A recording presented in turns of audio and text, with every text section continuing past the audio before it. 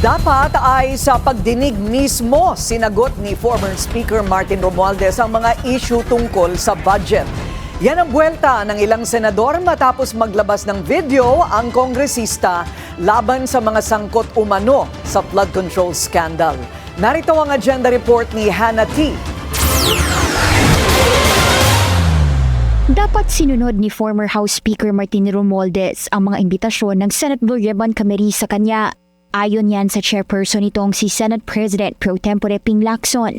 Yan ay para pabulaanan ni Romualdez ang mga aligasyon sa kanya kaugnay ng pagkalikot umano sa 2025 national budget. Kagabi muling idiniin ni Romualdez na hindi siya sangkot sa umano'y mangling of the budget na naglalaman ng kahina-hinalang items na may bahid ng korupsyon.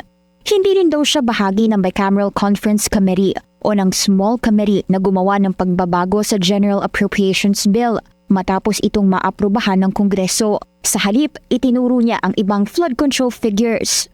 Two people were instrumental in making those budget decisions, Chis Escudero and Zaldico.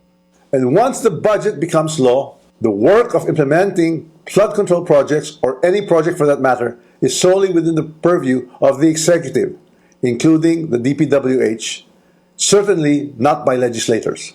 Si Senator Chis Escudero ang nooy Senate President, habang si resigned Congressman Zaldico naman ang House Appropriations Chair nang isinasalang ang national budget sa Kongreso. Pareho nang itinanggi ng dalawang kampo ang mga akusasyon noon. Ang Senate Blue Ribbon Committee hearings daw sana ang proper venue para makapag-testify under oath at dumaan sa public scrutiny ang testimonya ni Romualdez. Sabi ni Lacson, nakapagpadala na raw sila ng dalawang imbitasyon sa kanya pero hindi ito sumipot. Dinaan pa nga raw ang imbitasyon sa tanggapan ni House Speaker Bogie Lee alinsunod sa interparliamentary courtesy. Kung si Senator J.V. Ejercito naman ang tatanungin, maigi ng may face-off o magkaharap na sina Ko, Romualdez at iba pang flood control figures mismo sa Senate Blue Ribbon hearings.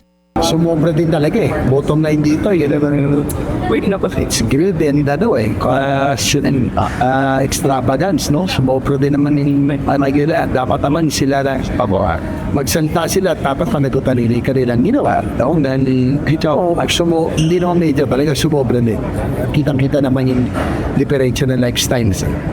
Sa huli, ang gusto naman daw ng lahat ay mapanagot ang lahat ng sangkot sa flood control scandal. Para sa agenda, Hannah T. Billionario News Channel. Mag-follow sa aming mga social media accounts at mag-subscribe sa aming YouTube channel para sa pinakahuli at eksklusibong mga balita.